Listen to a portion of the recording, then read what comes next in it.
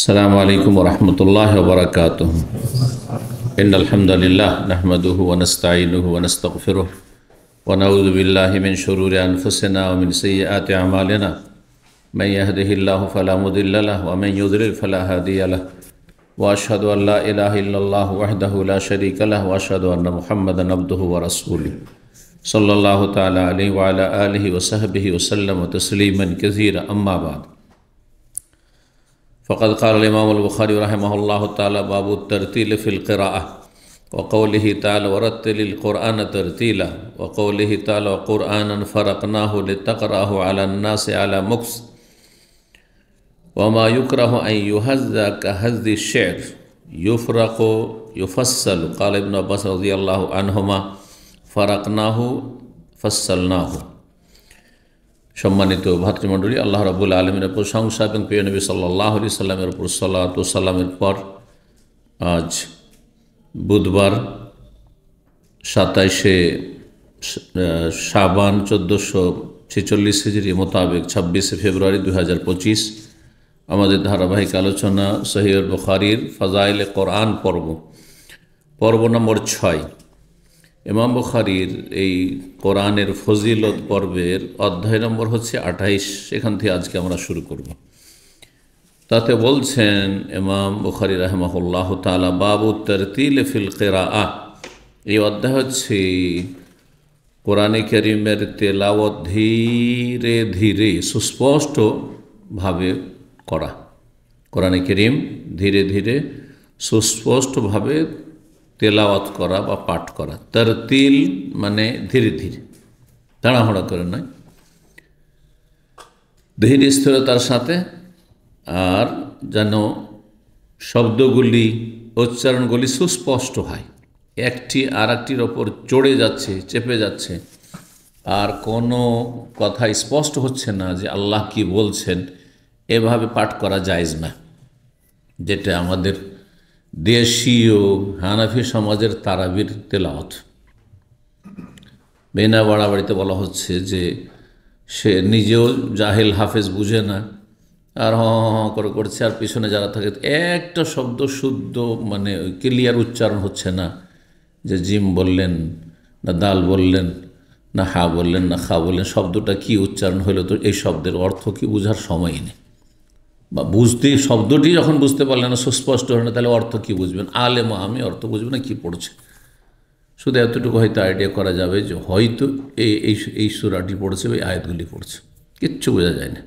জায়েজ না এরকম তেলাওয়াত, মোটেই জায়েজ না। কম পক্ষে তেলাওয়াতের দুটো পদ্ধতি হচ্ছে, একটা হচ্ছে তারতিল মানে ধীর স্থিরতার সাথে টান দিয়ে লম্বা করে পড়া। আজকালকার গাতে ভাষায় সেটাকে তারতিল বলা হয়, ধীরে ধীরে পড়া। আরেকটি হচ্ছে হাদার মানে আপনি তাড়াতাড়ি উচ্চারণ করে সুস্পষ্টভাবে উচ্চারণ করছেন, সুস্পষ্ট বোঝা যাচ্ছে কি পড়ছেন, কিন্তু আপনি লম্বা টান দিচ্ছেন না। যেমন আপনার মসজিদ হারামে শেখ সৌদ শরীয়মের তেলাওয়াত হচ্ছে হাদর, আলহামদুলিল্লাহ রাব্বিল আলামিন, ওই যে এটা হচ্ছে হাদর। আর তারতিল হচ্ছে ওর চাইতে লম্বা করে পড়ে, টান দিই। কিন্তু এর চাইতে দ্রুত পড়া না, মোটেই চলবে না। আর যদি সেই শব্দগুলো ক্লিয়ার না হয় যে কোন শব্দ উচ্চারণ হচ্ছে, লা রাইবা ফি বোঝা যাচ্ছে, তাই না, কিন্তু কেউ তাড়াহুড়া পড়ে, যেটা জায়েজ নয়, সেজন্য আমি উচ্চারণ করছি না ওইভাবে, তাহলে জায়েজ মোটেই নয়। তো কমপক্ষে হাদর মানে আপনি তাড়াতাড়ি পড়ছেন, লম্বা টান দিচ্ছেন না, কিন্তু শব্দগুলি স্পষ্ট হচ্ছে, অক্ষর স্পষ্ট হচ্ছে। আর না হলে তারতিল টান দিয়ে পড়া, লম্বা করে পড়া। বলছেন যে কোরআনের তেলাওয়াত ধীরে ধীরে এবং সুস্পষ্টভাবে করা সম্পর্কে অধ্যায়। আল্লাহ কোরআনে তাই নির্দেশ দিয়েছেন, যাতে যে তেলাওয়াত করছে সেও বুঝে যে আমি কি বলছি, আল্লাহর কালামে আল্লাহ কি বলছেন এবং আমি কি পাঠ করছি, আল্লাহ কি বলেছেন এই আয়াতগুলিতে। যদি অর্থ বোঝার ক্ষমতা থাকে, যেমন আরবি ভাষা, তার অর্থ ভালো আলেম, কারি হাফেজের সাথে আলেম, তাহলে বুঝছে। কিন্তু তাড়াহুড়া বলে তো নিজে বোঝার সময় নেই। আর এ হচ্ছে ধীরে স্থিরভাবে পড়া। কোরআনে কারিমে নির্দেশ রয়েছে। আর যদি তাড়াতাড়ি পড়েন তবুও সেটা যেন সুস্পষ্ট হয়, যেটাকে হাদার বলা হয়, কিন্তু একটি আর একটির ওপর যেন চড়ে না যায়, অস্পষ্ট না হয় অক্ষর বা শব্দ। দুটি আয়াত এখানে নিয়ে এসছেন এই মর্মে। আল্লাহ বলছেন অকৌলি, তার মহান আল্লাহর বাণী নিয়ে এসছেন। বুখারী বলছেন মহান আল্লাহ বলেন ওয়ারাত্তিলিল কোরআন তারতিলা, সূরা মুজাম্মিল আয়াত নম্বর 4। হে নবী সাল্লাল্লাহু আলাইহি ওয়াসাল্লাম, সরাসরি নবীকে সম্বোধন করা হয়েছে, আর পরোক্ষভাবে প্রত্যেক নবীর উম্মতকে, মুসলিমকে সম্বোধন করা হয়েছে। হে নবী, হে মুসলিম, তুমি ওয়ারাত্তিলিল কোরআন, কোরআনকে ধীরে ধীরে সুস্পষ্টভাবে পাঠ করো, কোরআন ধীরে ধীরে সুস্পষ্টভাবে তেলাওয়াত করো। দ্বিতীয় আয়াত মহান আল্লাহর বাণী বলছেন ইমাম বুখারী রাহিমাহুল্লাহ, সূরা বনী ইসরাঈলের আয়াত নম্বর 106, যার অপর নাম সূরাতুল ইসরা। ও কোরআনান ফারাকনাহু, আল্লাহ বলছেন যে আমি কোরআনকে নাজিল করেছি। ফারাকনাহু মানে একসাথে অবতীর্ণ না করে, কি করা, ধীরে ধীরে। ফারাকনাহু মানে বিভিন্ন সময়, 23 বছরের দীর্ঘ সময়ে ফারাকনাহু মানে পৃথক পৃথক করে নাজিল করেছি। কখনো একটি সূরা নাজিল হলো, ছোট সূরা, অথবা সূরা কিছু অংশ, কিছু আয়াত নাজিল হইল। বড় সূরাগুলির এই আয়াত 10টি 20টি 50টি আয়াত কখন নাজিল হলো, কখনো 2টো 3টে নাজিল হলো, যখন যেমন মানুষের প্রয়োজন হয়েছে, অথবা আল্লাহ রাব্বুল আলামিন জানাতে চেয়েছেন। একমাত্র কোরআনে কারিমের বৈশিষ্ট্য যে কোরআন ধীরে ধীরে 23 বছরে নাজিল হয়েছে। এছাড়া যত আসমানি কিতাব রয়েছে, তাওরাত হোক, ইনজিল হোক, জবুর হোক, আর সোহফে ইব্রাহিম আলাইহিস সালামের সহিফা, এইগুলির কথা কোরআনে আছে। আর বাকি আরও অন্য রসুলদের ওপর যে আসমানি কিতাব এসেছে, আমরা বিশ্বাস করব যে আরও রসুল এসেছেন, তাদের ওপর আসমানি কিতাব নাজিল হয়েছে, কিন্তু সেগুলির নামও জানি না, আর সেই সব নবীর নামও জানি না যাদের ওপর হয়তো আসমানি কিতাব নাজিল হয়েছে। শুধুমাত্র মূসা আলাইহিস সালামের কথা জানি যে তাওরাত নাজিল হয়েছে, ঈসা আলাইহিস সালামের কাছে ইনজিল নাজিল হয়েছে, দাউদ আলাইহিস সালাম জবুর নাজিল হয়েছে, ইব্রাহিম আলাইহিস সালামের কাছে সোহফে ইব্রাহিম মুসা সূরা আলাতে রয়েছে। তো এগুলি একবারই নাজিল হয়েছে, মানে একবারে গ্রন্থাকারে আল্লাহ দিয়ে দিয়েছেন। মূসা আলাইহিস সালামকে ডাকলেন তোর পাহাড়ে, যে আসো। মূসা আলাইহিস সালাম গেলেন, 30 দিনের জন্য প্রথম গেলেন, আল্লাহ ডাকলেন, তারপরে আরও 10 দিন বৃদ্ধি করে 40 দিন করলেন।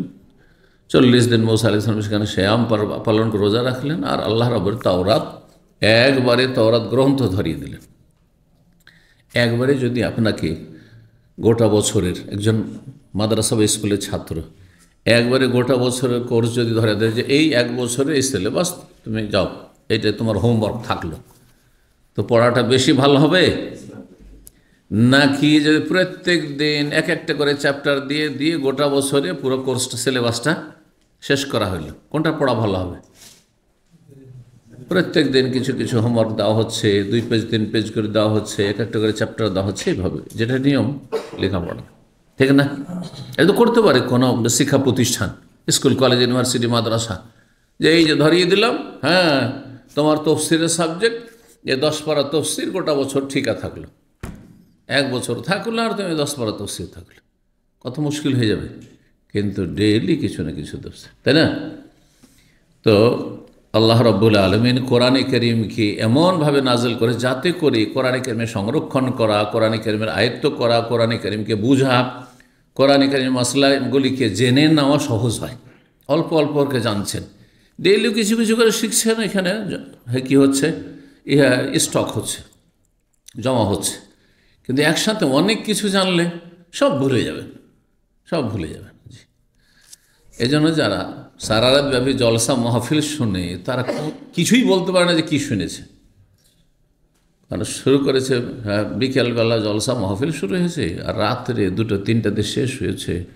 ও বিকেলে যা শুনেছে, মাগরিব পর যা শুনে, এক তো প্রথম কথা যে হাট বাজার মেলা, হ্যাঁ, আর তারপরে হাসানো কাঁদানো নাম হচ্ছে ওয়াজ মাহফিল। তারপরে যদি কিছু তার মধ্যে ভালো কোনো কেউ আলোচক আসে আর যদি বিষয়ভিত্তিক আলোচনা করে, আর তাতে যদি হাসানো আর কাঁদানো না থাকে, তো তার আকর্ষণ নেই, শুনতেও চায় না মানুষ। হ্যাঁ, গানের সুরে কিছু শোনার পরে যদি এইরকম কথা শুনে, তার মজা লাগবে? মজা লাগবে না। আর অধিকাংশ লোক তো অশিক্ষিত মূর্খ, যার ফলে তারা তো আর জ্ঞান বুঝে না, বুঝে না, কানকে শুনতে ভালো লাগছে, হ্যাঁ, আর খুব মজা লাগছে শুনে, হ্যাঁ, খুব টেস্ট পাচ্ছি, ব্যাস, কি শুনলে খুব ভালো লাগলো, আজকের ওয়াজ না খুবই সুন্দর ছিল, কি বিষয় ছিল বলেন তো, কেউ বলতে পারবে না, খোঁজ করে দেখিয়ে। যার ফলে খরচ বেশি, লাভ মোটেই নেই অথবা সামান্য আছে। আর বিজ্ঞাপনে আলোচকের নাম আপনার কি লাগাইতে হবে এটাকে বলে, হ্যাঁ, আপনার দূরবীন, হ্যাঁ, না বলবেন, হ্যাঁ, টেলিস্কোপ বলবেন না মাইক্রোস্কোপ বলবেন, দিয়ে লাগিয়ে দিতে হবে, একবারে জুম করেও পড়া যায় না।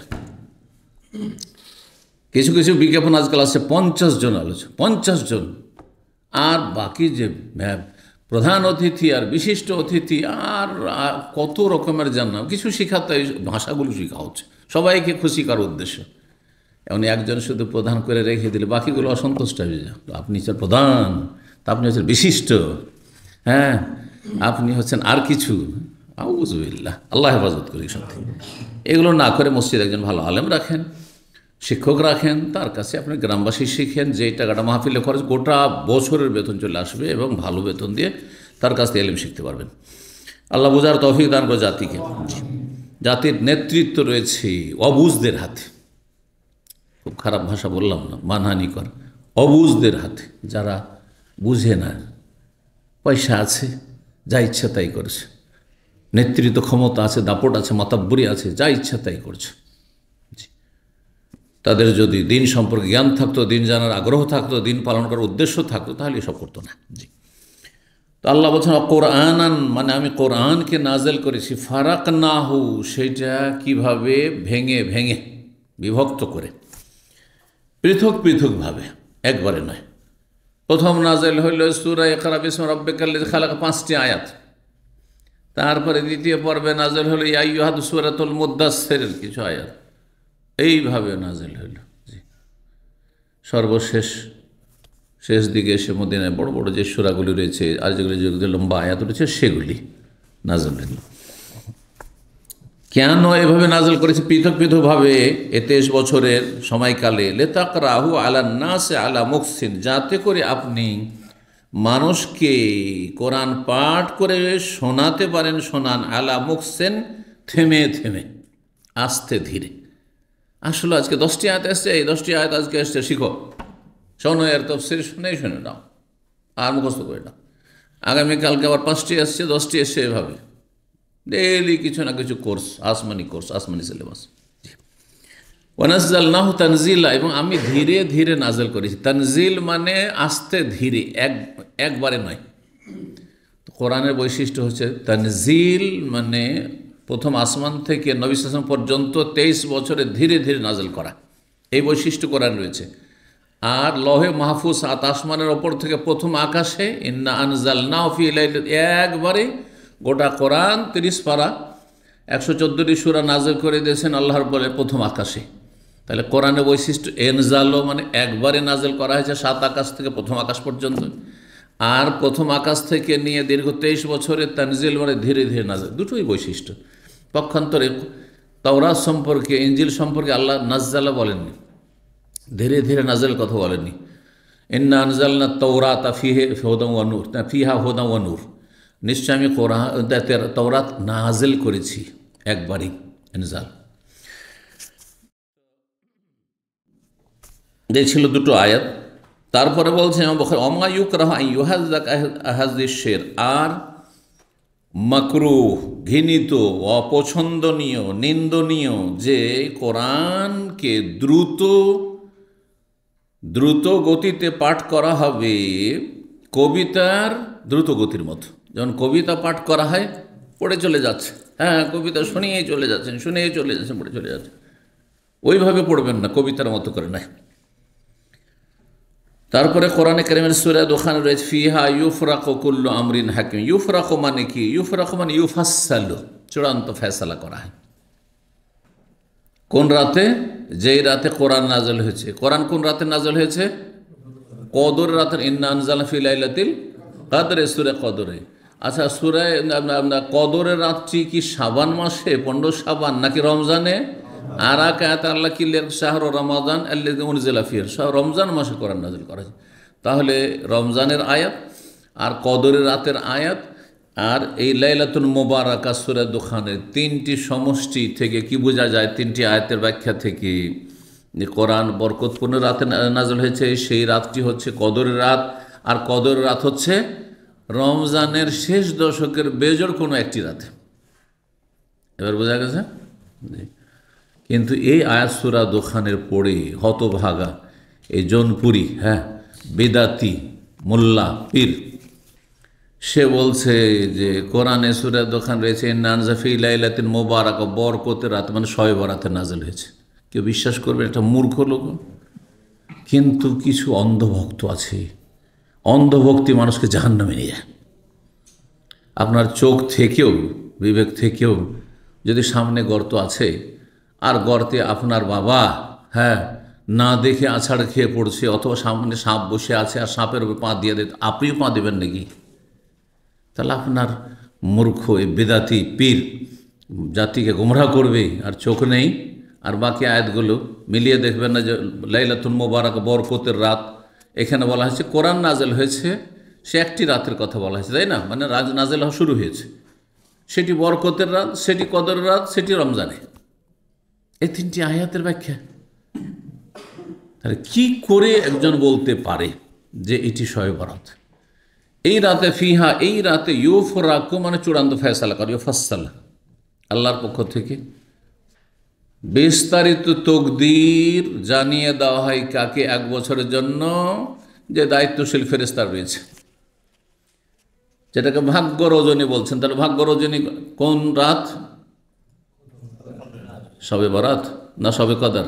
যেই রাতে কোরআন নাযিল হয়েছে, কোরআন নাযিল হয়েছে রমজানের কদর রাতে, সুতরাং সেটি হচ্ছে ভাগ্য রজনী। জি, ওই মর্মে আয়াত রয়েছে।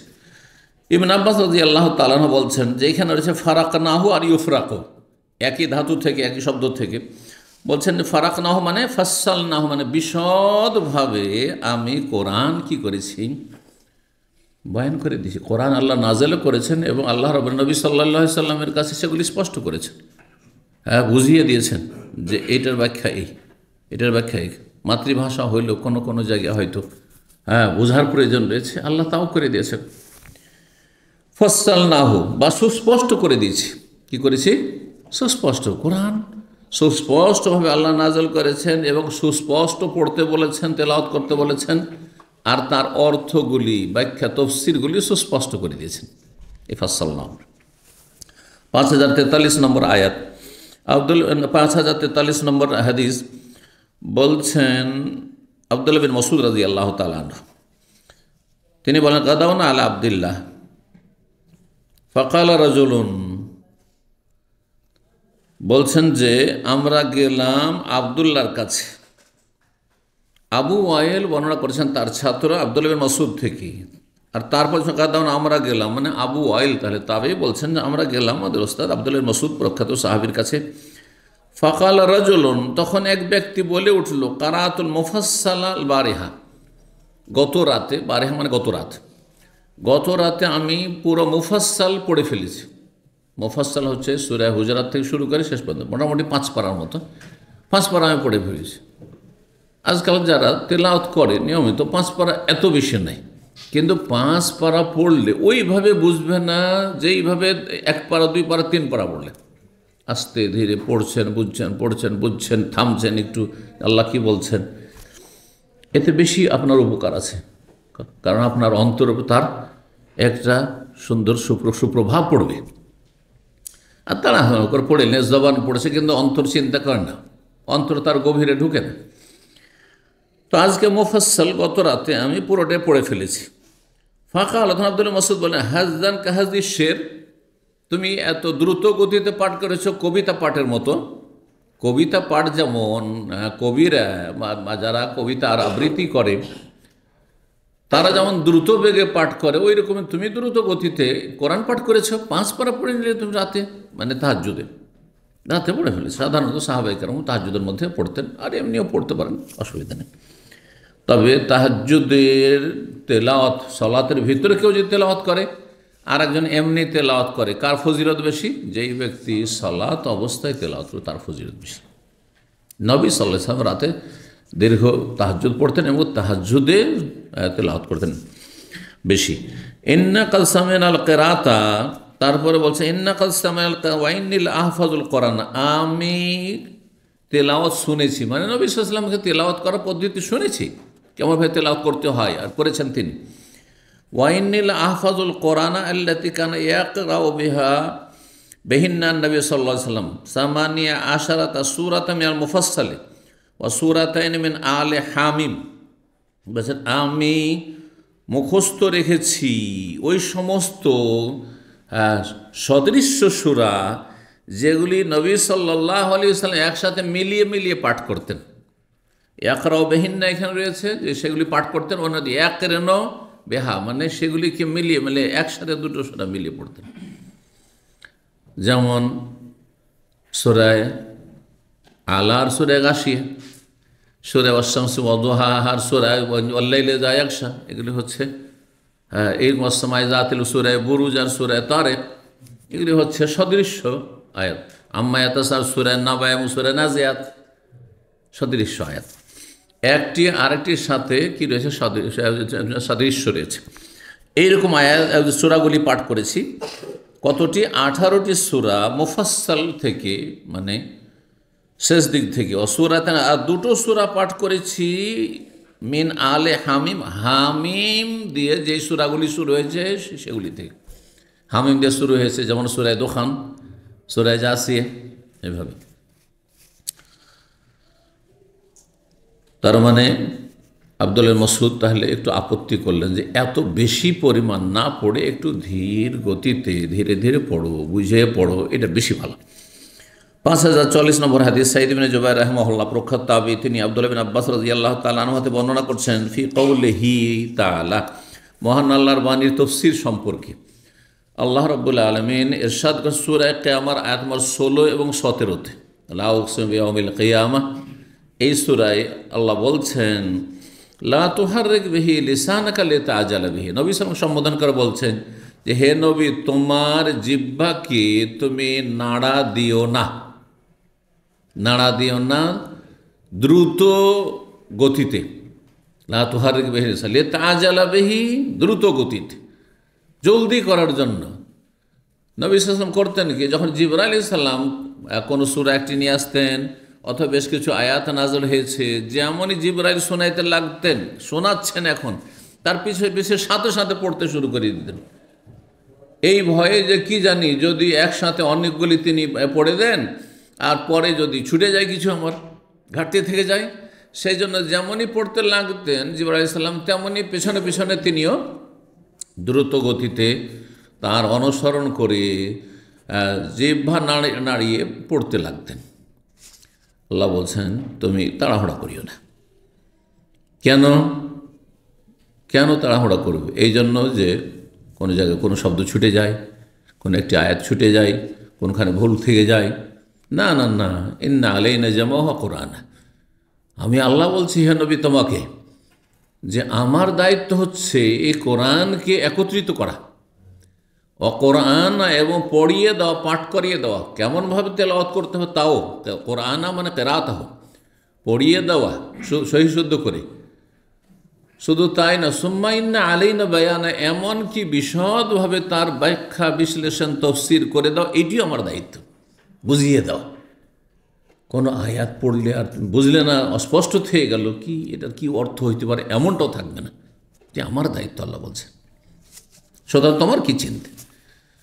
তারপর থেকে রাসূলুল্লাহ সাল্লাল্লাহু আলাইহি ওয়াসাল্লাম অপেক্ষা করতেন, যখন জিবরাইল আলাইহিস সালাম শোনাইতে লাগলেন এসে কোরআন, তখন পুরো শুনতেন মনোযোগী, একটুও তিনি তাড়াহুড়া করতেন না। যখন পড়া পুরোটা শেষ হয়ে গেল তখন তিনি শুরু থেকে পড়তে লাগতেন, পুরোটা পড়ে নিতেন, মনোযোগী হয়ে যে একবার শুনতেন সব মুখস্থ হয়ে গেছে, কারণ দায়িত্ব আল্লাহ নিয়েছেন। একবার শুনলেন নবী সাল্লাল্লাহু আলাইহি সাল্লামের স্মৃতিতে সব গেঁথে গেছে, মুখস্থ হয়ে গেছে। বলছেন আয়াতে তাফসীরে কে বর্ণনা করেছেন? ইবনে আব্বাস নবী সালাম চাচাতো ভাই।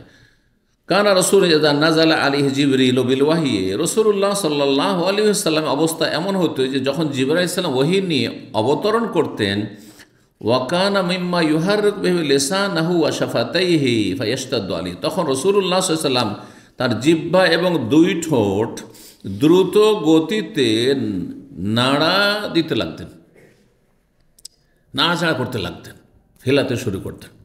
হ্যাঁ, জিহ্বা এবং দুই ঠোঁট, শাফাত দুই ঠোঁট।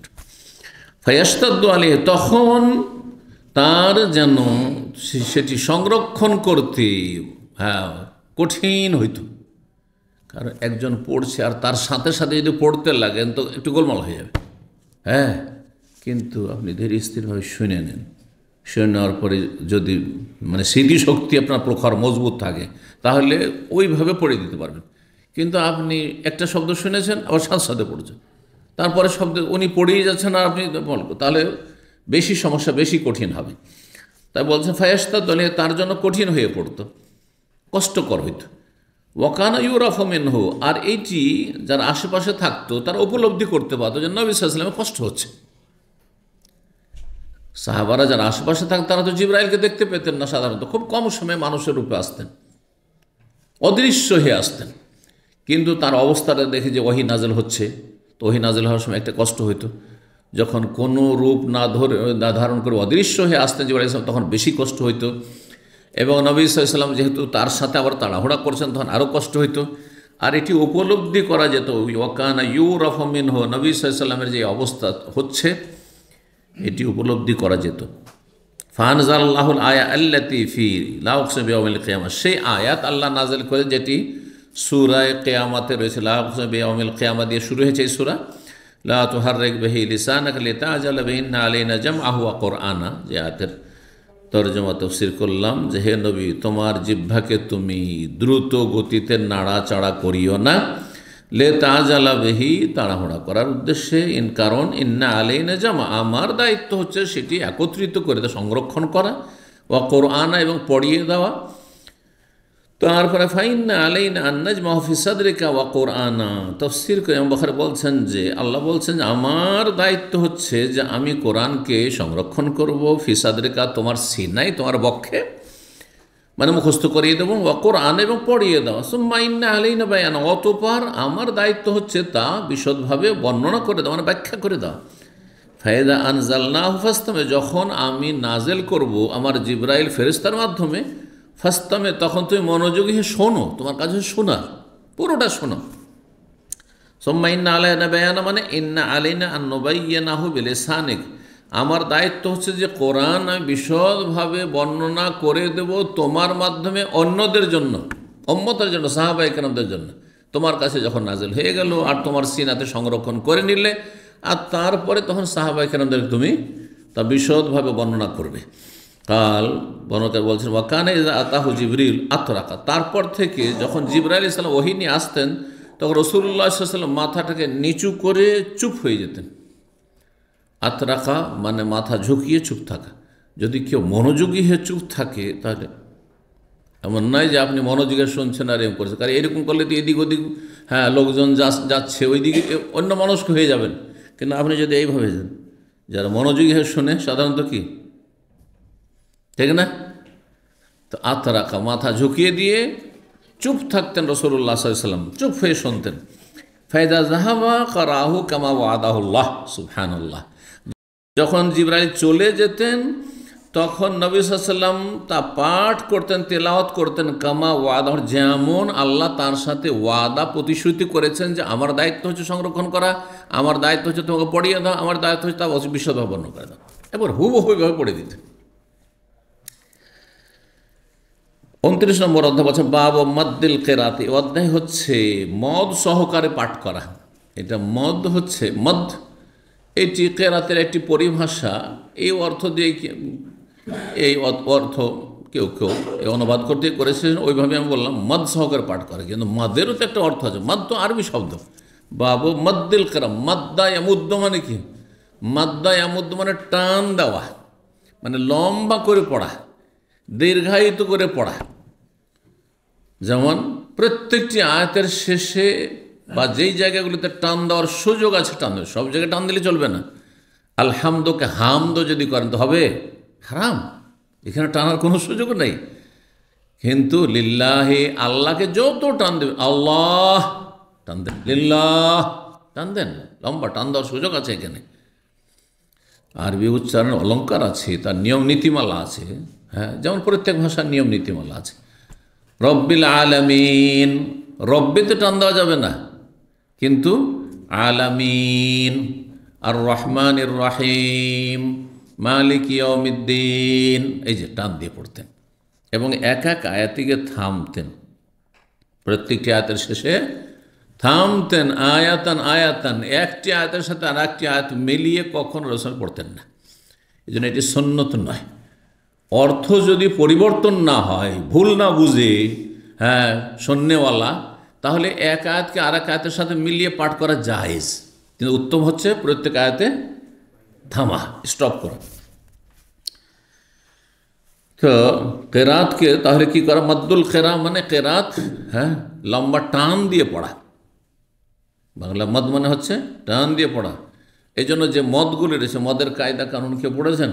হ্যাঁ, মদের বিভিন্ন প্রকার রয়েছে, মধ্যে মুত্তাসিল, মধ্যে মুনফাসিল, মধ্যে লাজিম, কালিমে মুসাক্কাল, কালিমে মুখাফফাফ, মধ্যে আরেজ, হ্যাঁ মধ্যে আরেজ লিন, মেলা রয়েছে। কোনটা কতটা হারকাত টান দেবেন সব কায়দা কানুন রয়েছে। তো মদ মানে হচ্ছে টান দিয়ে পড়া, যেমন ওয়ালা দাল্লিন, এই যে দলকে অনেক লম্বা টান দেবেন, হ্যাঁ 6 হরকাত পর্যন্ত। কিন্তু লিন ইয়ানুন ওইটা ওর চাইতে কম হইতে হবে। জি, আমিন, আমিন নয়, আমিন মদেটি, হ্যাঁ মিন ওখানেও টান। জি, তো কেরাত কি করা? কে দীর্ঘায়িত করা বা লম্বা টান দিয়ে পড়া। সহজ ভাষায় এর ব্যাখ্যা করতে হলে কী হয়? তেলাওয়াত করবেন টান দিয়ে, যেখানে টান দেওয়ার সুযোগ আছে। 5045 নম্বর হাদিস বর্ণনা করছেন কাতাদা তাবি, তিনি বলছেন সাল তো আনাস বিন মালিক, আমি আনাস বিন মালিক রাদিয়াল্লাহু আনহু জিজ্ঞেস করলাম আন কিরাআতিন নবী সাল্লাল্লাহু আলাইহি ওয়াসাল্লামের তেলাওয়াত সম্পর্কে, কোরআন পাঠ সম্পর্কে, যে তিনি কেমন পড়তেন।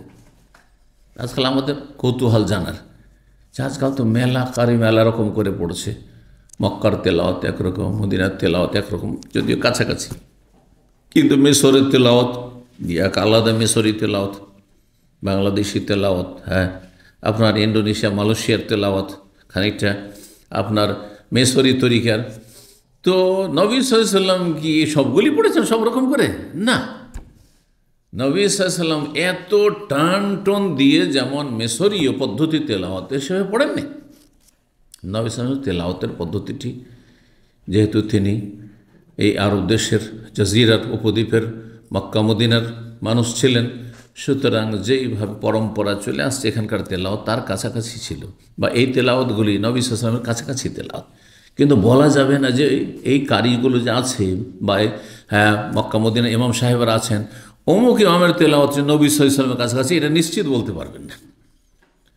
তবে মোটামুটি এখানকার তেলাওয়াতটি নবী সাল্লাল্লাহু আলাইহি ওয়াসাল্লামের তেলাওয়াতের কাছাকাছি, যাতে খুব তাড়াহুড়াও নেই একবারে, আর লম্বা একবারে টান দেয়, গলাকে আর শ্বাসকে দিল ফুলিয়ে দিল একবারে, হ্যাঁ চোখ মুখ লাল করে দিল তেলাওয়াত করতে গিয়ে, আর একটি গোটা সূরা এক শ্বাসে পড়লো না, না এগুলো তরিকা, বানানো তরিকা, এগুলো বানানো তরিকা, পরবর্তীকালের তরিকা। তো বলছেন, যখন জিজ্ঞাসা করা হলো আনাস বিন মালিককে যে আপনি তো 10 বছর খেদমত করেছেন নবী সাল্লাল্লাহু আলাইহি ওয়াসাল্লাম, তার সাথে থেকেছেন, তো নবী সাল্লাল্লাহু তেলাওয়াত কেমন ছিল? ফাকাল, তখন তিনি বলেন কানা ইয়ামুদ্দু মাদ্দান, নবী সাল্লাল্লাহু আলাইহি ওয়াসাল্লাম লম্বা টান দিয়ে তেলাওয়াত করতেন, টান দিয়ে তেলাওয়াত করতেন। 5046 নম্বর হাদিস, ওই কাতাদা বলছেন ওই আগের হাদিসটা কিন্তু একটু বিস্তারিত আছে, এখানে সংক্ষেপে টান দিয়ে পড়তেন, কিন্তু কেমন টান দিতেন, কোন জায়গাগুলোতে টান দিতেন এখানে আসছে। জিজ্ঞাসা করা হয় আনাস রাদিয়াল্লাহু তাআলা আনহুকে, সোহেল আনাস, কাইফা কানাত কিরাআতুন নবী সাল্লাল্লাহু আলাইহি ওয়াসাল্লামের তেলাওয়াত কেমন ছিল কোরআনে কারীমের?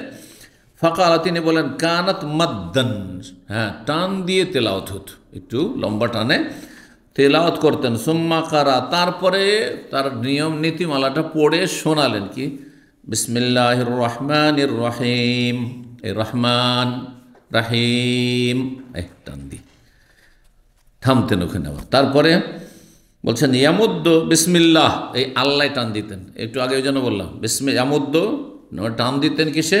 বিসমিল্লাহ আল্লাহ। তারপরে ওয়ামুদ্দির রহমান রহমান এই টান দিতেন, ওয়ামুদ্দির রাহিম আর রাহিম এ টান দিতেন, এবার টান দিতেন। 30 নম্বর অধ্যায় বলছেন যে বাবু তারজি, এই অধ্যায় হচ্ছে তারজি করে তেলাওয়াত করা। আবার তারজি মানে কি? তাহলে এখানে একটা তারতিল পড়লাম প্রথম অধ্যায়ে, আরেকটি পড়লাম মদ করে পড়া, আরেকটি হচ্ছে তারজি করে পড়া। তাহলে কোরআনে কারীমের তেলাওয়াতের এই বৈশিষ্ট্যগুলো থাকতে হবে।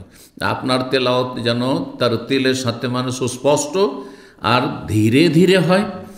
আপনার তেলাওয়াতে আয়াতে যে জায়গাগুলোতে টান দেওয়ার সুযোগ আছে টান দিয়ে আপনি পড়বেন, আপনি শর্ট করে দিবেন না। আপনি শর্ট করে দাও হঠাৎ করে, তার মানে ছাদ থেকে আছাড় খেয়ে পড়ে যাও, বুঝতে পেরেছেন? কিন্তু ছাদ থেকে যখন নামছেন তো ধীরে ধীরে নামবেন আপনি, ঠিক ওই রকমই আর রহমান আর রাহিম আর দিন, এই যে এটা হচ্ছে নিয়ম। সব কিছুর একটা অলঙ্কার আছে। জি, তারজি কি? তারজি হচ্ছে সুমধুর সুরে তেলাওয়াত করা। তাহলে ধীরে ধীরে টান দিয়ে আর মধুর সুরে আপনি তেলাওয়াত করবেন। আপনাকে প্রাকৃতিকভাবে যতটা আল্লাহ কণ্ঠ দিয়েছেন সেটাকে সুন্দর করে পাঠ করবেন। এমনি গদ্য পড়ার মতো করে নয়, এমনি রিডিং পড়ার মতো করে নয়, হ্যাঁ, সুমধুর সুরে পড়বেন। কিন্তু তাতে যেন আবার তাকাল্লুফ মানে বাড়াবাড়ি না হয়, বাড়াবাড়ি না হয়। জি, 5047 নম্বর হাদিস। হাদিস বর্ণনা করেছেন আবু আয়াস, তিনি বলছেন সামিউতু আব্দুল্লাহ বিন মুগাফফাল, আমি সাহাবী আব্দুল্লাহ বিন মুগাফফাল রাদিয়াল্লাহু তাআলা থেকে শুনেছি, তিনি বলেন রাআইতুন নবী, আমি নবী সাল্লাল্লাহু আলাইহি দেখেছি, ইয়াকরাউহু আলা নাকাতিহি আও জামালিহি, তিনি পাঠ করছিলেন তার উষ্ট্রি অথবা উটের পিঠে চেপে, হ্যাঁ, বাহনের পিঠে। ওয়াহিয়া তাসিরু বিহি, সেই সময় তার উটনি বা উষ্ট্রিটি অথবা উটটি চলমান ছিল, এই নয় যে থেমেছিল, উট চলছে আর তিনি পাঠ করতে আছেন। তাহলে চলমান বাহনে তেলাওয়াত করার মাসলা জানা গেল। গতকালকে এসেছিল সূরা ফাতিহার তেলাওয়াত, ওইটা ওই হাদিসটা এসছে অন্য ভাষা দিয়ে, হাদিস আগেরটি, আর ওখানে বর্ণনাকারী আব্দুল্লাহ মুগাফফালি ছিলেন। ওয়া ইয়াকরাউ সূরাতুল ফাত, তিনি সেই সময় তেলাওয়াত করেছেন সূরা ফাত, আও মিন সূরাতিল ফাত, সূরা ফাতের শুরু থেকে অথবা সূরা ফাতের কিছু অংশ পাঠ করছিলেন। কি নিয়মে? কিরাআতান লাইয়াতান লাইয়ানাতান, লাইয়ান মানে নরম, নরম ভাষায়, হ্যাঁ, কর্কশ ভাষায় না একদম, হ্যাঁ, নরম ভাষায়। আর ইয়াকরাও, তিনি তেলাওয়াত করছিলেন ওয়াহিয়া তারজির সাথে মানে সুমধুর কণ্ঠে, সুমধুর কণ্ঠে সুর করে আর তার সাথে নরম সুরে, নরম সুরে পাঠ করছিলেন।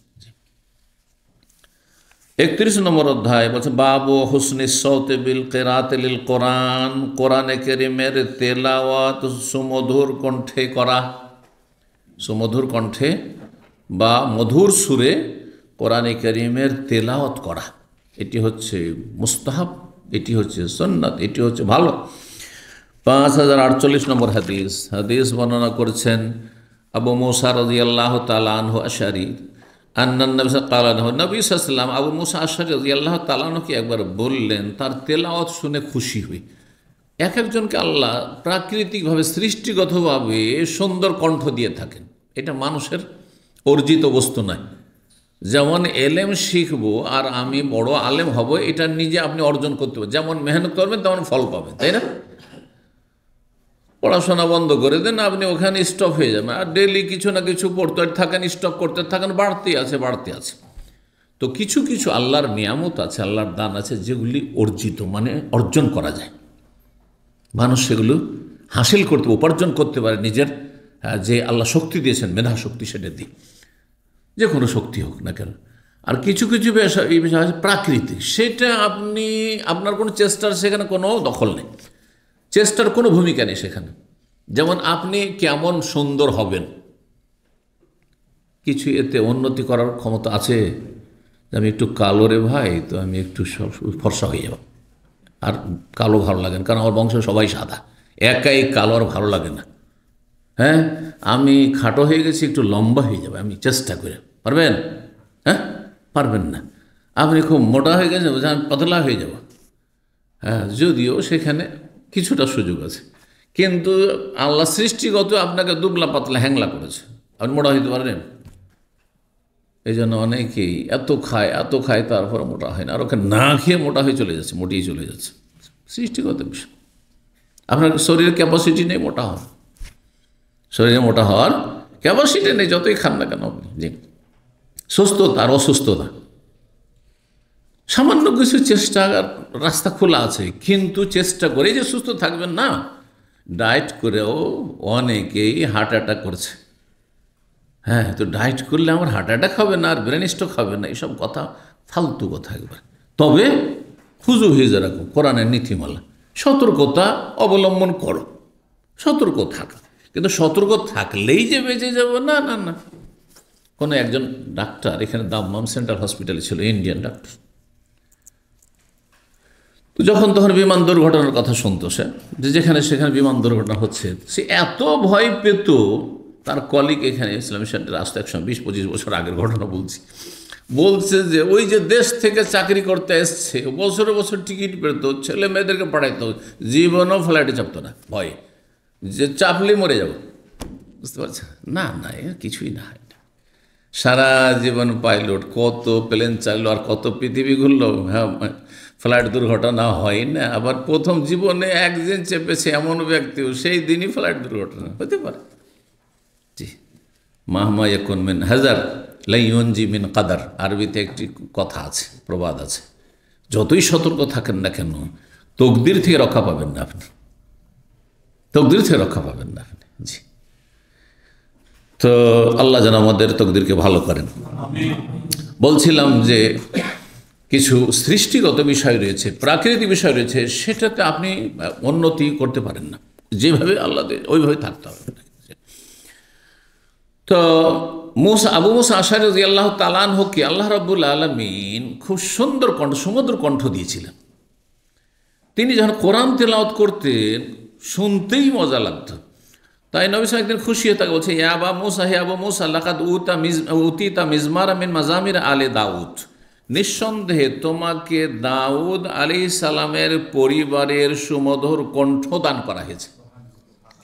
দাউদ আলাইহিস সালামের কণ্ঠ এত সুমধুর ছিল, এত সুন্দর ছিল, এত আকর্ষণীয় ছিল যে সেই যুগের কিস্সা কাহিনীতে, বনি ইসরাইলের কিস্সা কাহিনীতে বলা হয়েছে যে তিনি যেখানে ইবাদত বন্দি করতেন আর জবুর তেলাওয়াত করতেন, তার পাশে ছিল নদী, নদীর সমস্ত প্রাণী সব উঠে চলে আসতো শোনার জন্য। এই জন্য সেই দিনটায় মাছ পাওয়া যেত, আর কোনো দিনে মাছ পাওয়া যেত না। তখন বনি ইসরায়েল তখন গোটা সপ্তাহ মাছ পাই না, আর এই দিনে মাছ, তো এই দিনে ধরবো। আল্লাহ বলছেন এই দিনে ধরা হারাম, এই দিনে মাছ ধরা হারাম, মাছ শিকার করা হারাম, তো মাছ ধরা হারাম। তো আর অন্য দিনে যে মাছ পাই না, করবোটা কি? একটা হিল্লা করলো। এই যে 3 তালাক একসাথে মূর্খরা দিয়ে আবার হিল্লা করে ব্যাকগ্রাউন্ড দিয়ে বিবিকে হালাল করে না, এর জন্য লানত রয়েছে। ঠিক ওই রকমের লানতের কাজ, হ্যাঁ, পূর্বপুরুষ, হ্যাঁ, এদেরই পূর্বপুরুষরা ওই ইহুদিরা করেছিল। কি করেছিল? আচ্ছা, শনিবারে যখন মাছ ধরা হারাম, রবিবারে ধরবো, কিন্তু একটু ঘেরে রেখে দিই, মাছগুলো কিনারে এসে বাঁধ দিয়ে, হ্যাঁ, রেখে দিই, কালকে ধরবো। আল্লাহ হিল্লা করবি, কোনো কেরাতাতেন খাসে লাঞ্ছিত বানরে পরিণত, দিলেন আল্লাহ বানর বানিয়ে সবকে। বুঝতে পেরেছেন? এই জন্য এটা বানরামি কাজ, এই হিল্লা করা। হিল্লা যেমন এই 3 তালাক দিয়ে এক শ্রেণী বেদাতিরা হিল্লা করে, আর এই হারাম জেনা ব্যভিচার করে আর করায়। হ্যাঁ, যেটাকে বলা হয়েছে, হাদিসের ভাষা বলা হয়েছে, আমি নিজের ভাষা বলছি না, যে 23 মুস্তার, ভাড়াইটা পাঠা, 1 রাত 2 রাতের জন্য ভাড়াইটা পাঠা নেই, নোংরামি। আর জেনা ব্যভিচার করায় আর বলে যে হালাল হয়ে গেছে, না, মোটেই হালাল হয় না এইভাবে, বরং জেনা হয়েছে, ব্যভিচার হয়েছে। এইরকমই কিছু ব্যবসায়ী আছে, অথবা কিছু ব্যবসায় প্রতিষ্ঠান আছে, কিছু ব্যাংক আছে, এদিক সেদিক দিয়ে, হ্যাঁ, হারামকে সুদকে হালাল করে, না, মোটেই চলবে না, মোটেই চলবে না। যদি হিল্লা করেন তা আল্লাহ জানছেন। জি, যেমন আপনার জাকাত ফরজে আসছে, আপনি রমজান মাসে জাকাত দেওয়ার অভ্যাস আছে, বা জাকাত ফরজ হয়ে গেছে বা তার আগেই ফরজ হয়ে গেছে, আপনি জাকাত দেবেন না, গোটা বছর টাকা রাখলেন রাখলেন রাখলেন, 11 মাস যেমন হয়েছে তাড়াতাড়ি এদিক সেদিক কিছু করে দেন, ঠিক, হ্যাঁ, টাকাটা এখন কাজে লাগিয়ে দেন। মানে কাজে মানে ব্যবসায় লাগালে তো লাগবে আবার, কিন্তু না ব্যবসায় না, সেটা ধরেন জমি কিনে নিল, হ্যাঁ, অথবা হ্যাঁ বাড়ি কিনে নিল, হ্যাঁ, ইত্যাদি ইত্যাদি, যাতে জাকাত না লাগে। তাহলে তো জানছে যে তোমার এটা হিল্লা বাহানা, তোমার এটা এই চলবে না, ধরা খেয়ে যাবে, অসৎ নিয়ত। 32 নম্বর অধ্যায় বলছে বাবু মান আহাব্বা ইয়াস্তামি আল কোরআন মিন গায়র। এই অধ্যায় হচ্ছে এমন ব্যক্তি সম্পর্কে যদি সে পছন্দ করে যে কখনো কখনো আমি অন্যের কোরআন মনোযোগী হয়ে শুনবো, অন্যের তেলাওয়াত শুনবো। তো শরীয়তে এর অনুমতি আছে কিনা বা অনুমোদন আছে কিনা, না নিজেই পাঠ করতে হবে? কেউ তো বলতে পারে যে শুনে ফের কী হবে, শুনে আবার লাভ কি, তুমি নিজের পড়া পড়ো না, শুনলেও নেকি রয়েছে। কোরআনে কারীম যেমন তেলাওয়াতে নেকি রয়েছে বেশি, কিন্তু আরেকজন মানুষ যদি শোনে তো পাঠ করার সমান নেকি না হলেও তাতেও নেকি রয়েছে। কিন্তু উদ্দেশ্য মনোযোগী হয়ে শুনবেন এবং শোনার পরে সেটা বুঝার চেষ্টা করে, বুঝলে আরও বেশি নেকি পাবেন। আর বুঝলেই তখন আমল হবে, আর আমলে পরিবর্তন হবে। আর বুঝলেন না, শুধু শুনলেন তো লাভ কী হলো? শুধু পড়লেন, শুধু তেলাওয়াত করলেন, শুধু নেকি 1 অক্ষরে 10 পেলাম, আমল আমল তো আমি বুঝিই না যে আল্লাহ কি আকিমুসসালাহ, ও বুঝেই না যে আকিমুসসালাহ মানে কি। তো আমরা সালাতের কায়েম করা কি বুঝবে? বুঝে না, জানে না। এই জন্য কোরআনে কারীমের আসল হচ্ছে বুঝে তেলাওয়াত করতে হবে, এটা আসল। কিন্তু কেউ যদি না বুঝেও তেলাওয়াত করে তবু নেকি পাবে, এই নয় যে কিছুই পাবে না। কেউ না বুঝে কোরআন তেলাওয়াত করে নামাজ পড়েছে, সেজন্য 80 বছরের নামাজ বরবাদ, এগুলি ফতুয়া, মন গড়া ফতুয়া এবং চরমপন্থা, বাড়াবাড়ি। খবরদার এরকম ফতুয়া শুনবেন না এবং গুমরা হবেন না। বাড়াবাড়ি ইসলামে নেই। সবার পক্ষে সম্ভব কোরআন বুঝা? সবার পক্ষে সম্ভব না, সম্ভব নয়। আপনারা যদি এখন এইভাবে যেভাবে ক্লাস করেন এইভাবেও যদি ক্লাস করেন তবু তো কোরআনের সব সূরা বুঝতে পারবেন না। হয়তো খুব বেশি তো হয়তো আম্মা পারাটা অনেক চেষ্টার পরে হয়তো অর্থ আপনি কোনো রকম করে আয়ত্ত করবেন, তাও পারবেন না 10-20টা সূরা পারেন। বাকিগুলো এমন এমন মুশকিল শব্দ আছে যে আপনি ভালো আলেমদেরকেও যদি দেশে গিয়ে মাদ্রাসায় বললেন যে ওয়াল আদিয়াত দাবহান তফসিরটা একটু করে দেন, ফাল মুরিয়াতে কাদহান তফসির করে দেন, ফাল মুগীরাতে সুবহা করে দেন, ওয়ান্নাজিয়াতে গারকান ওয়ান্নাশিতাতে নাশতা তফসির করে দেন, কত বম্ব হয়ে যাবে। একমাত্র যদি ভালো দক্ষ আলেম হয়, তফসিরে যথেষ্ট জ্ঞান আছে, অথবা আরবি ভাষায় আর তফসিরে ভালো দক্ষতা আছে, অথবা সদ্য পড়িয়েছে 2-4 দিন 10 দিন আগে সেটা পড়িয়েছে, চর্চা করেছে, পড়েছে, বুঝা গেছে। কিন্তু ধরেন 5 বছর আগে পড়েছে অথবা পড়িয়েছে আর তারপরে চর্চা নেই, ভুলে গেছে। কারণ শব্দগুলো মুশকিল শব্দ, এত তাফসীরের প্রয়োজন রয়েছে, এত সহজ নয় যে প্রেক্ষাপট কী, হ্যাঁ, শব্দটার আসল কী, শব্দটা কোত্থেকে এসছে, হ্যাঁ, কোন প্রসঙ্গে, কোন বিষয়টির, কোন বস্তুর আল্লাহ কসম করেছেন। জি, তো সাধারণ মানুষ কী করে বুঝবেন? আর দিলেন ফতুয়া যে 80 বছর নামাজ পড়েছেন আর কিছু বুঝেননি, আপনার নামাজ বরবাদ, জিরো, কিছুই পেলেন না। আল্লাহ হিদায়াত করেন চরমপন্থাতে। আব্দুল্লাহ ইবনে মাসউদ রাদিয়াল্লাহু তাআলা আনহু বর্ণনা করছেন 5049 নম্বর হাদিস, বলছিলাম নাকি? হ্যাঁ, জি, অধ্যায় পড়েছিলাম শুধু। আব্দুল মাসউদ রাদিয়াল্লাহু তাআলা বলেন কাল আলী নবী সাল্লাল্লাহু আলাইহি ওয়াসাল্লাম আমাকে বললেন, আব্দুল মাসউদকে নবী সাল্লাল্লাহু আলাইহি ওয়াসাল্লাম বলছেন কি, ইকরা আলাইয়াল কোরআন, কোরআন আমাকে পড়ে শোনাও, আমার সামনে কোরআন পড়ো। তাহলে সিনিয়র জুনিয়রকে কোরআন পড়তে বলতে পারে, কোরআন পড়ে শোনাও। কেউ যদি বলে যে আমি আপনার কাছে কিছুই জানি না আর আপনার সামনে আমি কোরআন পড়বো না, পড়বো না, না, নবী সাল্লাল্লাহু আলাইহি ওয়াসাল্লাম পড়তে বলেছে ইবনে মাসউদকে, তুমি পড়ো।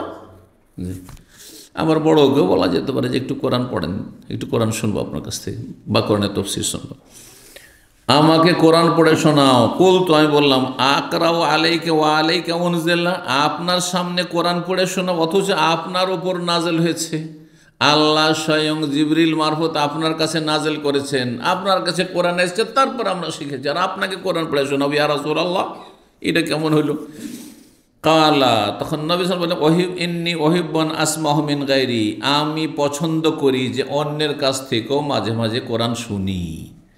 সব সময় কোরআন নিজে পড়লে একটি ফায়দা পেলেন আপনি, কিন্তু কখনো পড়লেন কখনো শুনলেন, এতে দুটোই লাভ আপনার হইল।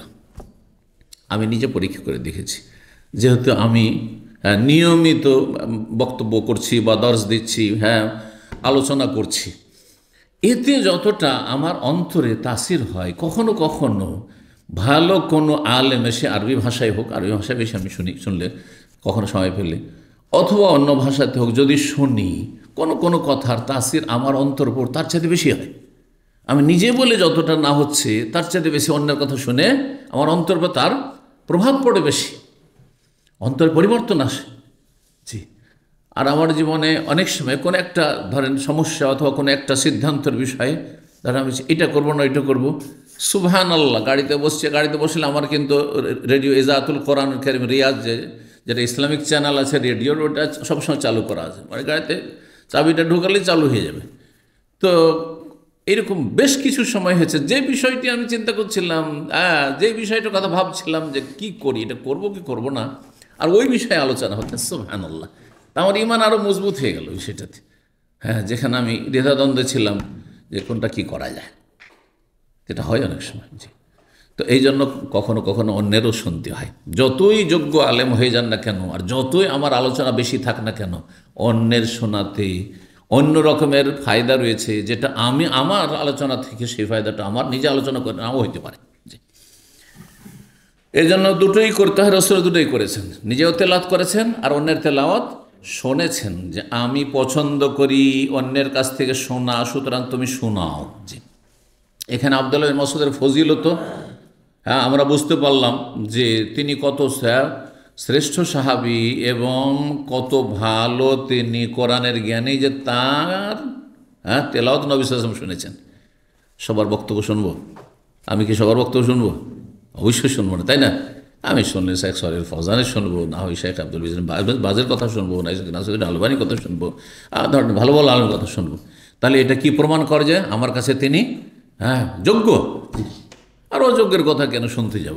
একমাত্র হয়তো তার যে ভুলভ্রান্তিগুলো আছে সেগুলোকে শনাক্ত করার জন্য বা জাতিকে সতর্ক করার জন্য শুনতে পারি, সেটা ভিন্ন বিষয়। জি। 33 নম্বর অধ্যায় বলছে, বাবু কওলিল মুকরি লিল কারি হাসবুকা।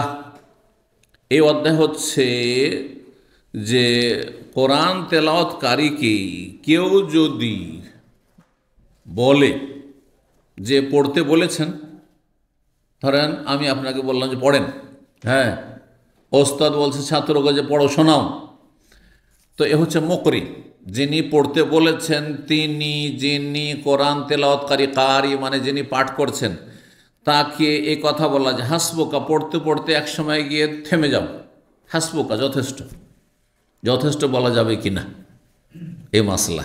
কারণ এখানে কেউ চিন্তা করতে পারে যে আল্লাহর কালাম পাঠ করছে, কোরআন শোনাচ্ছে, এতে রহমতের ফেরেশতা চারিদিকে ঘিরে আছে, আল্লাহর রহমত নাজিল হচ্ছে, আর এখানে প্রশান্তি নাজিল হচ্ছে, আর আল্লাহর কাছে সেখানে আরশে আজিম এসে ভারী ফেরেশতাদের সাথে আপনাদের কথা আলোচনা করছেন কোরআন তেলাওয়াতের ফজিলত। ইয়াতলুনা কিতাবাল্লাহ ওয়া ইয়াতাদারাসুনা বাইনাহুম ইল্লা নাযালাত আলাইহিmus সাকিনাতু ওয়া হাফফাত আলাইহিম মালায়েকাতু ওয়া গাশিয়াতুহুর রাহমাতু ওয়া যাকারাহুমুল্লাহ ফি মান, চারটি ফজিলত রয়েছে, আর আপনি থামিয়ে দিলেন, এটাকে স্টপ করে দিলেন, এটা কি ঠিক হইল? কেউ তো বলতে পারে। তো তাহলে বন্ধ করা যাবে না, নন স্টপে চলছে চলুক? না, বলা যাবে যে থামেন, কাউকে পড়তে বললাম, অথবা বাড়িতে ধরেন বাসাতে আপনার ছেলে মেয়ে তেলাওয়াত করছে, আর সেই সময় হয়তো গোলযোগ হচ্ছে, হইচই হচ্ছে, অথবা এখন অন্য কাজ, খাওয়া দাওয়া বসতে হবে, তো থামো, কোরআন তেলাওয়াত করছো, রেখে দাও, এখন চলো পরে পড়বে, বলা যাবে কি যাবে না? যাবে না। ভালো কাজে বাধা দিলেন, কেউ যদি বলে আপনি ভালো কাজে একটা বাধা দিলেন, এত ভালো কাজে, না না না, জায়েজ আছে। জি। 5050 নম্বর হাদিস মনে করছেন আব্দুল্লাহ বিন মাসউদ রাদিয়াল্লাহু তাআলা আনহু, তিনি বলেন, কাল আলিয়ান নবী সাল্লাল্লাহু আলাইহি ওয়াসাল্লাম, নবী আমাকে বললেন, ইকরা আলাইয়া, আমাকে পড়ে শোনাও কোরআন। বলতো ইয়া রাসূলুল্লাহ, তখন আমি বললাম, হে আল্লাহ রাসূল, আকরাউ আলাইকা ওয়া আলাইকা উনজিল। আকরাউ মানে আকরাউ আলাইকা, আমি আপনাকে পড়ে শোনাবো, জিজ্ঞাসামূলক, আপনাকে পড়ে শোনাবো, অথচ আপনার উপর কোরআন নাযিল হয়েছে, আপনাকে আবার কি শোনাবো? আপনাকে কি শোনাবি ইয়া রাসূলুল্লাহ? কুলতু, তখন আমি বললাম, হ্যাঁ এই কথা বললাম। কালা, তখন নবী বললেন, হ্যাঁ নাম শোনাও। ফাকারাতু সূরাতান নিসা, তখন আমি সূরা নিসা শোনাইতে শুরু করলাম, পড়তে শুরু করলাম। হাত্তা আতাইতু আলা হাযিহিল আয়া, এই আয়াতে 41 নম্বর আয়াত সূরা নিসার, এই আয়াত পর্যন্ত শুরু থেকে পাঠ করে চলে আসলেন কে? ইবনে মাসউদ রাদিয়াল্লাহু তাআলা আনহু। ফাকাইফা ইযা জিনা মিন কুল্লি উম্মাতিন বিশাহিদ ওয়া জিনা বিকা আলা হাউলাই শাহিদা। হে নবী, আল্লাহ বলছেন, ফাকাইফা ইযা জিনা মিন কুল্লি উম্মাতিন বিশাহিদ, যখন প্রত্যেক উম্মতের ক্ষেত্রে এক একজন সাক্ষী আমি হাজির করব হাসরের মাঠে, তখন কি অবস্থা হবে চিন্তা করো তো দেখি। যখন পক্ষে না হয় বিপক্ষে সাক্ষী দেবে, যদি সেই উম্মতের লোকেরা ভালো মানুষ হয়, সত্যিকার ইমানদার হয়, তাহলে তো পক্ষে সাক্ষী হবে, আর না হলে বিপক্ষে সাক্ষী যাবে আসামের কাঠগড়ায় সেখানে হাসরের মাঠে। ওয়াজিনা বিকা আলা হাউলাই শাহিদা, আর হে নবী, তোমাকে এই লোকদের ওপর, মানে তোমার উম্মতের ওপর সাক্ষী করে নিয়ে আসবো, পক্ষে সাক্ষী দিতে হবে, নাহলে বিপক্ষে সাক্ষী দিতে হবে, সত্য কথা বলতে হবে যে এরা কি এবাদত বন্দেগী করেছিল, ফরজ আজম আদায় করেছিল, 5 ওয়াক্ত সালাত পড়েছিল, এরা কি সহিয়াকে তৌহিদ সুন্নতের অনুসারী ছিল, না এরা ইসলামের নামে মাজার পূজা করেছে, পীর পূজা করেছে, ইসলামের নামে তারা একজনের অন্ধ অনুসরণ করেছে, আর নিজে নিজে নতুন নতুন তরিকা আবিষ্কার করেছে, এরা বিভিন্ন পাপে জড়িয়েছে, তোমাকে বলতে হবে, তোমাকে সাক্ষী করে নিয়ে আসো। সাক্ষী বিশেষ করে যখন উম্মতের যারা অসৎ লোক হবে, পাপী লোক হবে, তাদেরকে আল্লাহ বলবেন যে কোথায় তোমাদের আমল ফরজ অজেব, কোথায় তোমাদের আকীদা কেন নষ্ট, শিরক আর বিদআত কেন, এইরকম বিভিন্ন পাপ কাবিরা গুনাহ কেন জানতে না? আল্লাহ মা জান মিন বাশির ওয়ালান, আমাদেরকে কেউ সতর্ক সাবধান করতে আসেনি, জানায়নি। জানতাম না যে এরা হারাম, জানতাম না যে খুন করা হারাম, জানতাম না 5 ওয়াক্ত সালাত ফরজ এত গুরুত্ব, আল্লাহ জানতাম না, জানতে না সাক্ষী নিয়ে আসবো। তখন নবীকে বলা, আসো সাক্ষী দাও। হালবাল্লা কথা, তুমি এদেরকে পৌঁছে দিয়েছিলে, উম্মতকে কোরআন এবং হাদিস তাদের কাছে পৌঁছে দিয়েছিলে, সরাসরি নবী সাল্লাল্লাহু আলাইহি ওয়াসাল্লাম সাহাবায়ে কেরামদের কাছে পৌঁছে দিয়েছেন, সেই যুগের কাফের যারা ছিল তাদের কাছে পৌঁছে দিয়েছেন।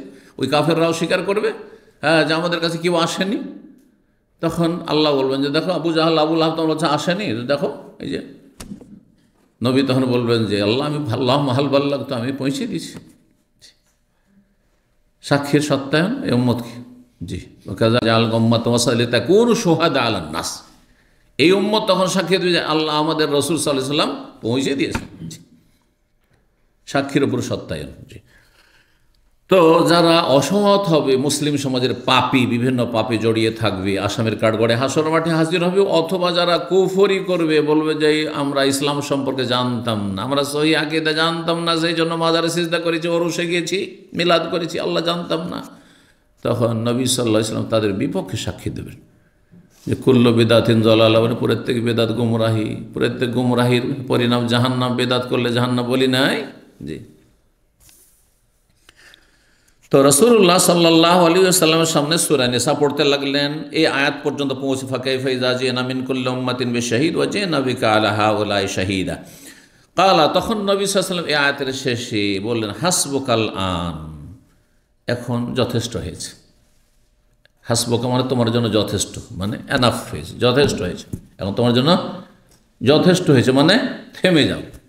তাহলে এর ভাব অর্থ হচ্ছে থেমে যাও। তাহলে কোরআন পড়াতে থামিয়ে দেওয়া শরীয়ত সম্মত জায়েজ, ঠিক না? পড়ছে পড়ছে পড়ছে, ধরেন ওস্তাদকে শোনাচ্ছে, ছাত্র মুখস্থ শোনাচ্ছে, ধরেন এক পারা মুখস্থ শোনাইবে, কিছু কিছু শুনলো, তার বলছে আচ্ছা থেমে যাও, আচ্ছা শোনা, 10 পেজ পরে আবার বলছে অমুক জায়গা থেকে শোনা, 1 পেজ 2 পেজ শুনলো, তারপর আচ্ছা থেমে যাও, করে না? জায়েজ। আচ্ছা, যখন থেমে গেলেন তেলাওয়াতকারী ইবনে মাসউদ রাদিয়াল্লাহু তাআলা আনহু, তখন কি সাদাকাল্লাহুল আজিম বলেছেন? এই হাদিস দলিল যে সাদাকাল্লাহুল আজিম বলা সুন্নত নয়, বরং এটি বেদাত বা বেদাতের কাছাকাছি। যদি এইটিকে নেকির কাজ, সওয়াবের কাজ মনে করে করে, আর ওই জন্যই পড়ে। মিশরের কারি এবং মালয়েশিয়া, ইন্দোনেশিয়া, ভারত, বাংলাদেশ, পাকিস্তানের কারিরা যখন তেলাওয়াত করে থামবে সাদাকাল্লাহুল আজিম, কোথায় পেলেন? ইবনে মাসউদ থামলেন, বললেন হ্যাঁ সাদাকাল্লাহুল আজিম। আচ্ছা, যদি ইবনে মাসউদের মাসলা না জানা থাকে যে সাদাকাল্লাহুল আজিম বলতে হবে, তো নবী বলতেন আরে তুমি সাদাকাল্লাহুল আজিম কেন পড়লে না? থামলে তেমনি কেন থেমে গেলে বলতেন না, তাও কেন বললেন না? তাহলে বুঝা গেল সাদাকাল্লাহুল আজিম পড়া সুন্নতের খেলাফ কাজ। বরং সঠিক এই ক্ষেত্রে মাসলা হচ্ছে এটি বেদাত, কারণ এটাকে নেকির আশায় পড়ছে, এটিকে একটা এমন আমল করে নিয়েছে যে এই আমলটি যেন একটা সুন্নতি কাজ করছেন। কোনো কাজ সুন্নত নয় অথচ সুন্নত যদি মনে করেন তো সেটি বেদাত নিঃসন্দেহ। সুন্নত নয় অথচ সুন্নত যদি মনে করেন তাহলে তার নাম কি? বেদাত। আপনি হঠাৎ করে 15 শাবানের রাতে উঠে গেছেন আর তাহাজ্জুদ পড়লেন, গোটা বছর হয়তো আর তাহাজ্জুদে উঠেন না কোনোদিন, কিন্তু হঠাৎ করে ঘুমটা ভেঙে গেল, মনটা চালু যে আজকে নামাজটা পড়েনি, কিন্তু আপনার ওই সব খেয়াল নেই যে এইটা 15 শাবান, তো সবে বারাতে এটাকে বলে বেদাতিরা, ওই সব কিছু নিয়ত নেই আর ওসব খেয়ালও নেই, ওই উদ্দেশ্যে আপনি ওঠেননি, তো জায়েজ কি না?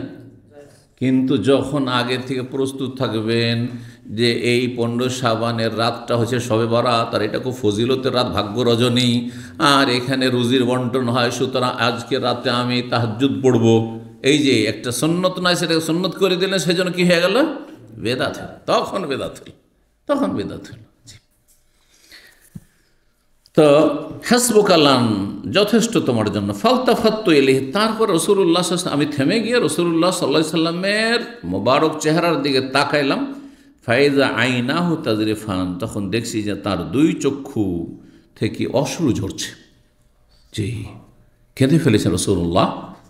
কিসের জন্য কেঁদে ফেলেছেন? রহমতুল লিল আলামিন, বিশ্বজানের জন্য তিনি মায়া, দয়া, রহমত, তিনি এই জন্য কেঁদে ফেলেছেন যে আমি কি করে আমার উম্মতের বিরুদ্ধে সাক্ষী দেব, আর সেখানে সত্য কথা বলা ছাড়া তো কোনো রাস্তা নেই।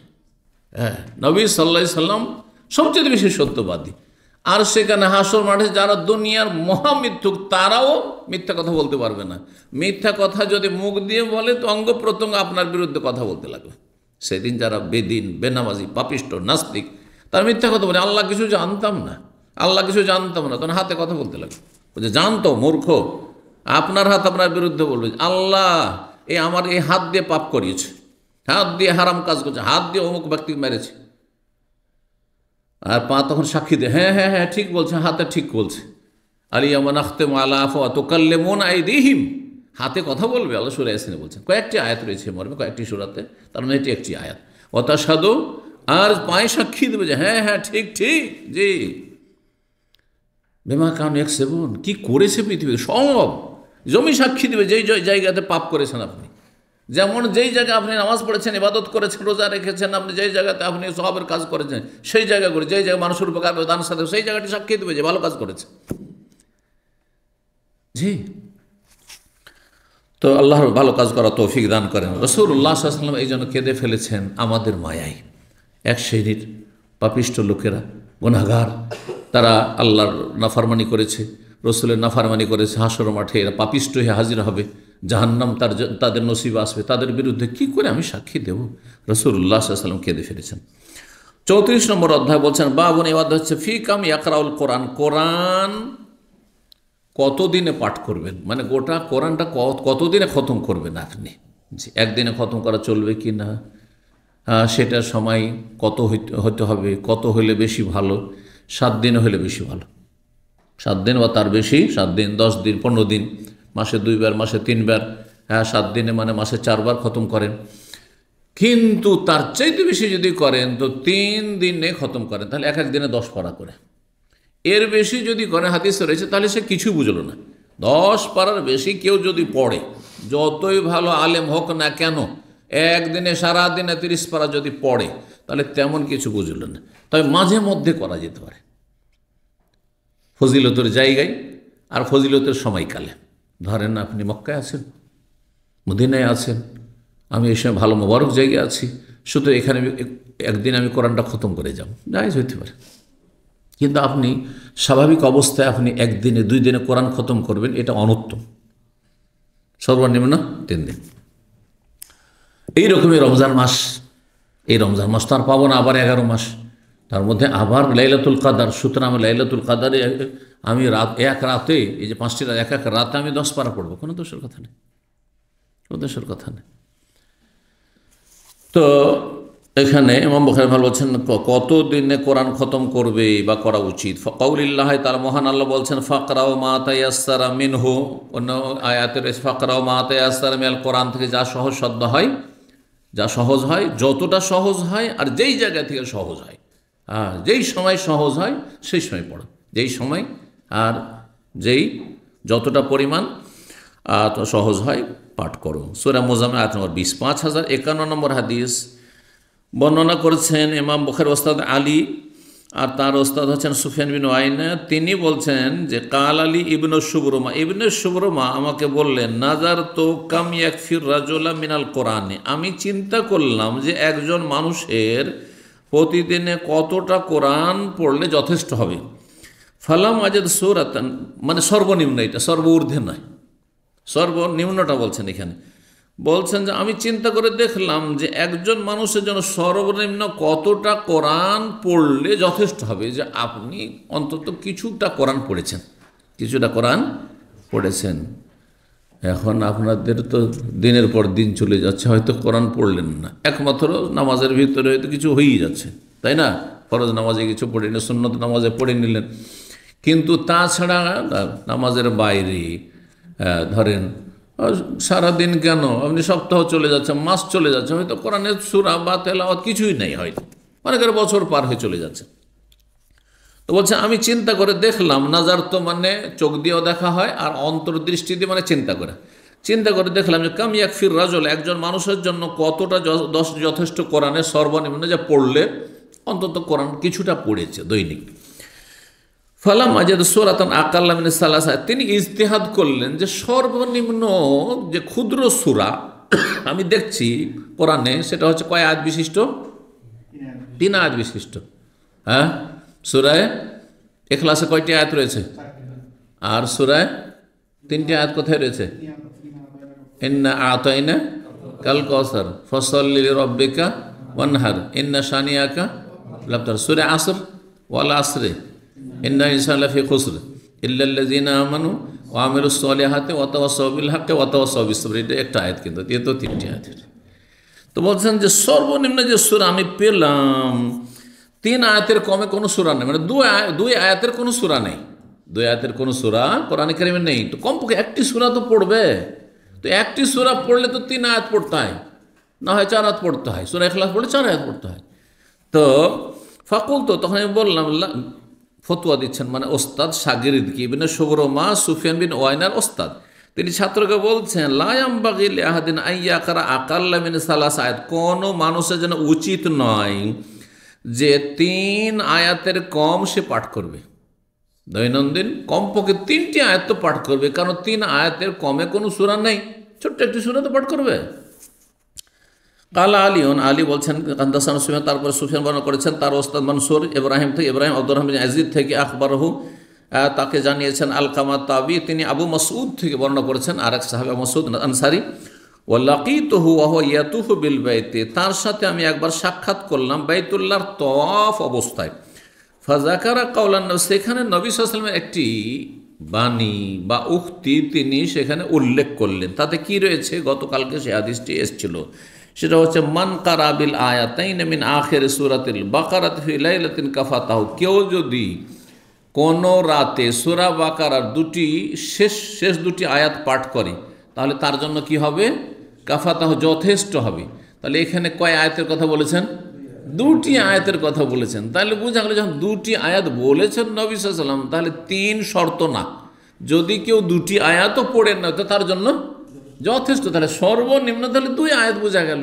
তো উনি যে 3-এর ফতোয়া দিয়েছেন, যেহেতু সূরা 3-এর কমে নাই, 3 আয়াতে কমে নাই, সেই জন্য তার চাইতে সহি ফতোয়া হচ্ছে যে 2টো আয়াতও পড়লো, কমপক্ষে কিছু তো পড়লেন আপনি। জি, এটা হচ্ছে কি, এর নাম ইজতিহাদ। এটাকে কি বলা হয় ওলামাদের ভাষায় বা ফিকহের ভাষায়? ইজতিহাদ করা, মানে কোরআন হাদিস সামনে রেখে আপনি চিন্তা করে গবেষণা করে ফতোয়া দেওয়া যে সর্বনিম্ন যদি 2টো আয়াতও পড়েন তো যাক, 24 ঘন্টায় অন্তত 2টো আয়াত পড়েছে, কাফাতাহু, আপনার জন্য যথেষ্ট। আর 3টি আয়াত পড়লে ওর চাইতে ভালো, যত বেশি পড়বে তত বেশি ভালো। একটি হাদিসে রয়েছে 10টি আয়াত দিয়ে কেউ যদি তাহাজ্জুদ পড়ে তার ফজিলত রয়েছে, তার চাইতে 100 যদি কেউ পড়ে তার ফজিলত আরও বেশি রয়েছে, কেউ যদি 1000 আয়াত পড়ে তো তার বেশি, সে মিনাল মুকান্তারিন, সে আরও বেশি ফজিলতের অধিকারী। জি, তো আর এই মর্মে 2-3টি হাদিস রয়েছে, আমরা পড়ে নিই যে কোরআন তেলাওয়াত সর্ব ঊর্ধ্বে কতটা আপনি করবেন। 5052 নম্বর হাদিস, আব্দুল্লাহ বিন আমর রাদিয়াল্লাহু তাআলা আনহু তিনি বর্ণনা করছেন, তিনি খুব পরহেজগার মানুষ ছিলেন। আব্দুল্লাহ বিন আমর বিন আস খুবই পরহেজগার লোক ছিলেন। বলছেন, আন কাহানি আবি ইমরাতান যাতা হাসাবিন, আমার বাবা আমার বিয়ে দিয়েছিলেন একজন সম্ভ্রান্ত পরিবারের ভদ্র মহিলার সাথে। সম্ভ্রান্ত পরিবারের মেয়ের সাথে আমার বাবা বিয়ে দিয়েছিলেন। এখান থেকে বোঝা যায় যে 1400 বছর আগে নবী সাল্লাল্লাহু আলাইহি ওয়াসাল্লাম আমলেও ছেলেরও বিয়ের মোটামুটি কারা স্বার্থ দিত, বাবাই দিত। এটা পরম্পরা চলে আসছে।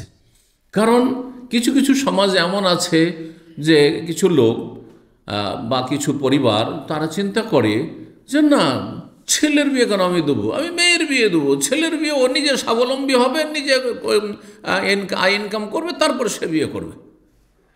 বরং পয়সা হলে নিজে বিয়ে করে, কিন্তু ছেলের বিয়ে দেয় না। 2-3টা বিয়ে 4টা বিয়ে করছে হয়তো নিজে পয়সা, কিন্তু ছেলের বিয়ে দেয় না। যখন বলা আপনার ছেলে যে সাবালক, ওর বিয়ে দেন না, তো বলছেন ওর কি, ওর বিয়ে ও করবে, আমার বিয়ে আমি করলাম। না না না, আপনার একটা দিয়ে গুনাহ থেকে বাঁচতে পারছেন আপনি, কিন্তু আপনার ছেলে যার একটি স্ত্রী নেই, যার ফলে গুনাহ থেকে নাও বাঁচতে পারে। সুতরাং আপনার 2-3টি নফল 4টি বিয়ে করার চাইতে, একাধিক বিয়ের চাইতে আপনার সাবালক ছেলে বিয়ে দেন, যাতে করে গুনাহ থেকে বাঁচাইতে পারেন আপনি।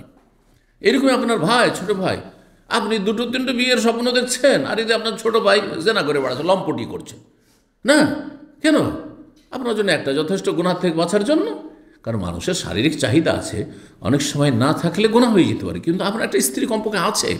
দ্বিতীয় তৃতীয় চাইতে উত্তম হচ্ছে আপনার মুমিন ভাই, গরিব মানুষ, সে বিয়ে করতে পারছে না, যার ফলে সে তার গুনাহ আশঙ্কা রয়েছে অথবা গুনাহে লিপ্ত হয়ে যাচ্ছে, তার গুনাহ থেকে বাঁচান।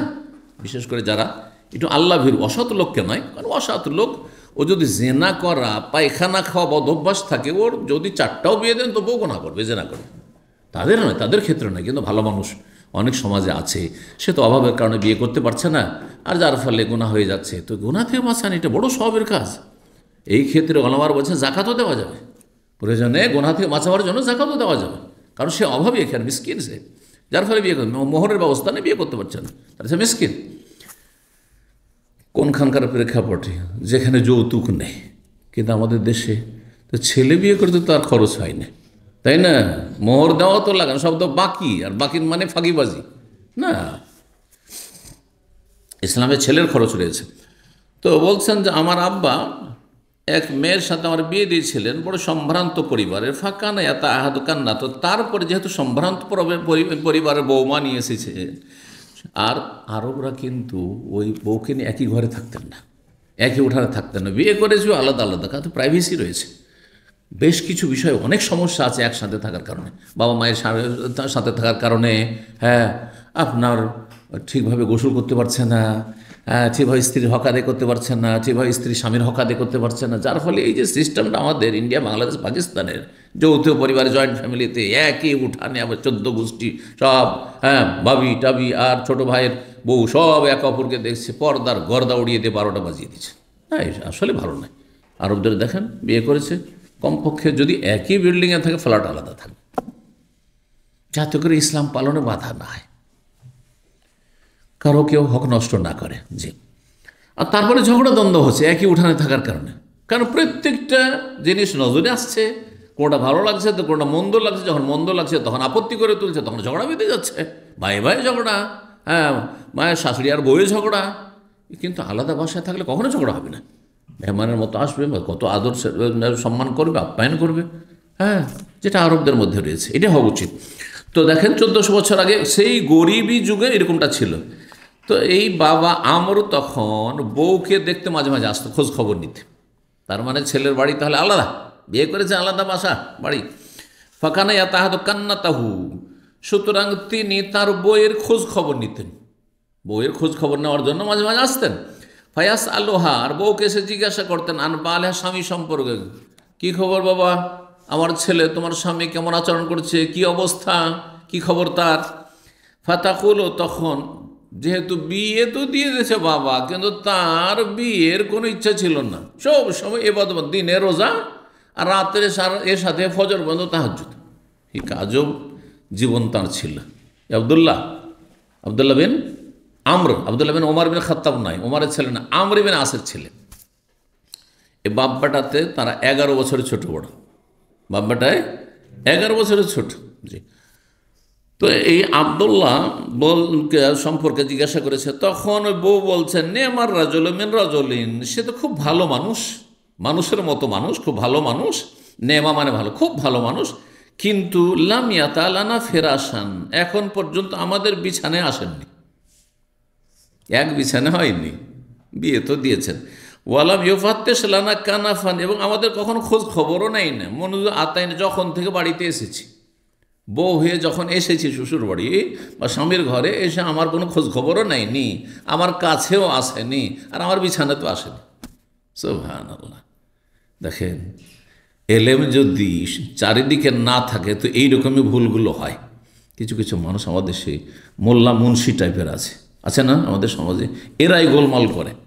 একদিকে খুব চরমপন্থী একবারে শক্ত, আর একদিকে ওর খোঁজ খবরই নেই ইসলামের, এতে আখলাক চরিত্রের খবর নেই, গ্রামের সবার সাথে ঝগড়া আর দ্বন্দ্ব, ফেতনা ফাসাদ ঝামেলা বাঁধিয়ে রেখেছে, যেখানে যা বংশী বাঁধিয়ে দেয়, বড়শি, কথা বুঝতে পেরেছেন, আঁকড়া বাঁধিয়ে দেয়, ঝামেলা বাঁধিয়ে দেয়।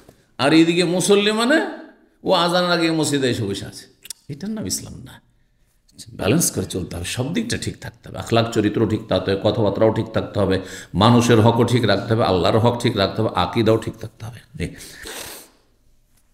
তো বলছেন, লম্বা হয়ে যাচ্ছে কিন্তু হাদিসটা আমাদেরকে শেষ করতে হবে, সংক্ষেপ করি। বলছেন যে এইভাবে ডেলি আসেন আর বউকে জিজ্ঞাসা করেন, একই উত্তর যে মানুষ তো ভালো কিন্তু আমাদের ধারে কাছে নেই, আসেন আমার কাছে। ফালাম্মা তালা জালেকা আলাইহি, যখন এটা দীর্ঘায়িত হয়ে গেল, দীর্ঘ সময় হয়ে গেছে কিন্তু স্ত্রীর কাছে আসছে না, জাকার আলীন নবী সাল্লাল্লাহু আলাইহি ওয়াসাল্লাম, তখন বাবা আমর ইবনে আস গিয়ে নবী সাল্লাল্লাহু আলাইহি ওয়াসাল্লামের কাছে এই বিষয়টি আলোচনা করলো যে আমার ছেলের করবোটা কি, বিয়ে দিলাম কিন্তু ওর খোঁজ খবর নেয় না, ওর বিছানেও যায় না, ওর ঘরেই যায় না। এমন নয় যে তার যৌন চাহিদা নাই, যৌন চাহিদা আছে, শারীরিক চাহিদা আছে, হ্যাঁ, কাপুরুষ নয়, তারপরও যায় না, কেন? ইবাদতে মগ্ন থাকে। ফাকালা, তখন নবী সাল্লাল্লাহু আলাইহি ওয়াসাল্লাম বললেন, আলকিনি বিহি, মানে আমার সাথে তাকে দেখা করতে বলিয়েন। আমর ইবনে আসকে বললেন যে আমার সাথে তাকে দেখা করতে বলিও। ফালাকিতু, তারপরে আমাকে এসে আব্বা বললেন যে তোমাকে নবী ডেকেছেন, দেখা করবে তুমি। হ্যাঁ, তার যদি দেখা যায় যে কখনো কোনো বাপ বুঝতে পারছে আমি ছেলেকে বলে ছেলে আমার কথা শুনবে না, তাহলে এমন ব্যক্তি দিয়ে বলাবেন যার কথা শোনে, এটাও প্রমাণ হয়। অনেক সময় এমনটা হয়, বাপ যেহেতু রাত দিন ঘরে থাকছে, বাপের কথা মূল্যায়ন করে না, বা বাপ ওইরকম যোগ্য নেই, বাপের কথা মূল্য দেবে না সে, হ্যাঁ, তখন এমন ব্যক্তিকে দিয়ে বলাবেন যাকে দিলে সোজা হয় বা ভুল সংশোধন করে। তারপরে তার সাথে দেখা করলাম, নবীর সাথে দেখা করলাম। ফাঁকাল্লা, তখন জিজ্ঞেস করল, কাইফা তাসুমু, তুমি কেমন রোজা রাখো বলো তো দেখি। কুল, তো তখন বলে, আসুমু কুল্লা ইয়াউম, প্রত্যেক দিন রোজা রাখে, প্রত্যেক দিন রোজা রাখে, সুবহানাল্লাহ, শুধু ওই ঈদের দিনগুলো 5টা দিন বছরে বাদ দিই। কাল ওয়া কাইফা তাখতামু, কীভাবে কোরআন খতম করো? কাল কুল্লা লাইলা, প্রত্যেক রাতে কোরআন খতম 30 পারা, আজব বান্দা। কালা, বললেন নবী, সোম ফি কুল্লি শাহরি সালাহ, তুমি মাসে 3টি রোজা রাখো শুধু। ওয়াকরাইল কোরআন ফি কুল্লি শাহর, মাসে একবার কোরআন খতম করো, এটা সবচেয়ে ভালো, নবী সাল্লাল্লাহু আলাইহি ওয়াসাল্লাম বলছেন। এতে হলো কি, অন্যান্য হকগুলো ডিস্টার্ব হবে না। আমাদের এখানে কেউ আসছেন, এদিকে তাহাজ্জুদ পড়ে এসছেন, অথবা আপনি ডিউটি করার পর আবার পার্ট টাইমও করে এসছেন, আর তারপরে একবারে ভেঙে পড়েছেন আর বসে ঘুমাইছেন এখানে, তার সাথে লাভটা কী হলো? আর ওগুলো একটু কমান, ব্যালেন্স করেন একটু। জি, তো বলছেন কালা কুল, তো তখন ওই আবদুল্লাহ বিন আমর বলছেন, আমি বললাম, অতি আকসার, আমি এর চাইতে বেশি পারি, এর চাইতে বেশি আমি ক্ষমতা বা শক্তি রাখি। কালা, তখন মানে সোম সালাসাত আইয়াম ফিল জুমা, তাহলে সপ্তাহে 3টি রোজা রাখো। সপ্তাহে কয়টি? 3টি রোজা রাখো। কুল, তো আমি বললাম, অতি আকসার, এর চাইতে বেশি পারবো। কাল আফতের ইয়াউমাইন ও সুমি ইয়াউমাইন, 2 দিন পানাহার করো, 1 দিন রোজা রাখো, 2 দিন পানাহার করো আর 1 দিন রোজা রাখো, তাহলে আরেকটু বেশি হলো। কাল কুল, তো তখন আমি বললাম, অতি আকসার, এর চাইতে বেশি পারবো ইয়া রাসূলুল্লাহ, অনুমতি দেন। কালা সোম আফদাল সোম, তাহলে সবচাইতে উত্তম রোজা রাখো এবং সর্বর্ধে, এর বেশি না, সেটা হচ্ছে সমা দাউদ আলাইহিস সালামের রোজা, সিয়ামা ইয়াউমিন ওয়া ইফতারা ইয়াউমিন, 1 দিন রোজা রাখো আর 1 দিন পানাহার করো। ওয়াকরাফি কুল্লি সাবিল মাররা, আর 7 দিনে এক খতম করো। ফালাইতানি কাবিলতু, এ আব্দুল্লাহ বিন আমর, তারপরে নবী সাল্লাল্লাহু আলাইহি সাল্লামের এই কথা, এটা কথা হুকুমমূলক ছিল। নির্দেশমূলক থাকলে তো বাধ্য মানতে, তাই না? এটা কি ছিল? হ্যাঁ, মায়া মমতামূলক ছিল। হুকুম দুই রকম হয়। দেখেন, আমাদের ছেলেমেয়েরা যখন খুব বেশি হার্ড পরিশ্রম করে পড়াশোনা করে পরীক্ষার সময়, তখন রাত 11টার পরে 12টা যখন হয়ে যায়, কি বলি? সব সব। কিন্তু ছেলে বুঝতে পারছে যে এটা হুকুম নয়, এটা কি মায়া করে। আচ্ছা, শুইছি করতে করতে আরও 2 ঘন্টা টান দিল, হয়তো গুনাহগার হবে নাকি? কারণ নিয়তটা এখানে নাফরমানি করা নাই, কিন্তু অর্ডার হয় যে এক্ষুনি সব, তাহলে শুইতে হবে। বুঝতে পারছেন না? ভঙ্গিমাতে সেটা বুঝতে হবে যে কি বলা হচ্ছে আমাকে।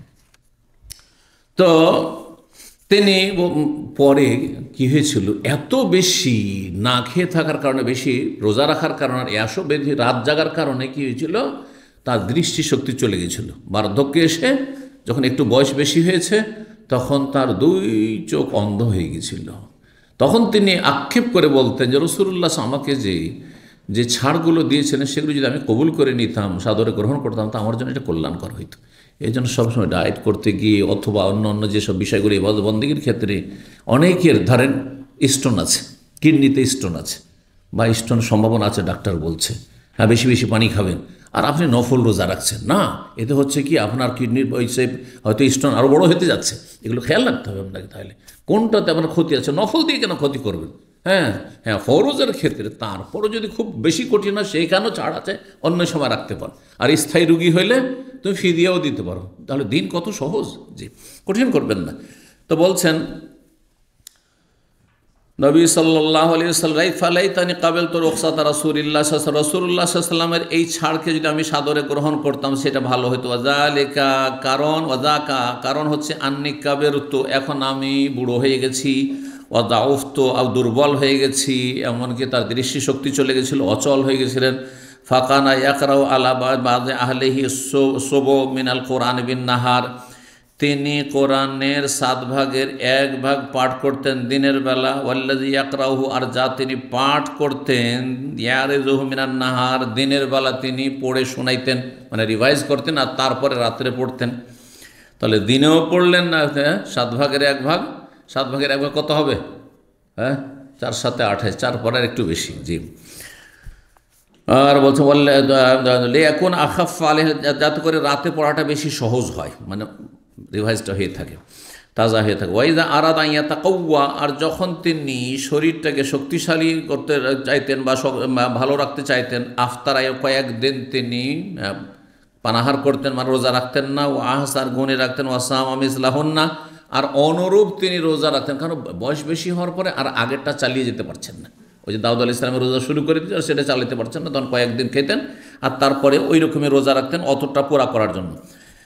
তার কি জন্য? কারাহাতা ইয়াতরুকা শাইয়ান ফারাকান নবী সাল্লাল্লাহু আলাইহি ওয়াসাল্লাম আলাইহি, এই উদ্দেশ্যে যে যাতে করে নবী সাল্লাল্লাহু আলাইহি ওয়াসাল্লাম তার থেকে যে বিদায় নিয়েছেন, যে অবস্থা দেখে সেটার ব্যতিক্রম না ঘটে। মানে আগে থেকে যখন আমি ওয়াদা করেছি যে আমি কি করব, দাউদ আলাইহিস সালাম রোজা রাখবো, আর এইভাবে আমি দাউদ আলাইহিস সালামের মতো আমি তাহাজ্জুদ পড়ব, তো সেটা যাতে চালিয়ে যেতে পারি।